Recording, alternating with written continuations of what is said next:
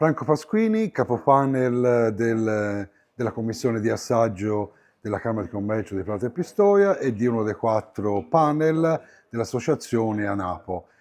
Sono qui in rappresentanza della Toscana, io sono di Pistoia e ho già partecipato alla selezione regionale, quindi conosco già gli oli toscani e devo dire che per la Toscana non è stata una bellissima annata. Poi ce l'aspettavamo perché l'anno scorso era stata una bella annata di carica, quest'anno già sapevamo che era un'annata di scarica,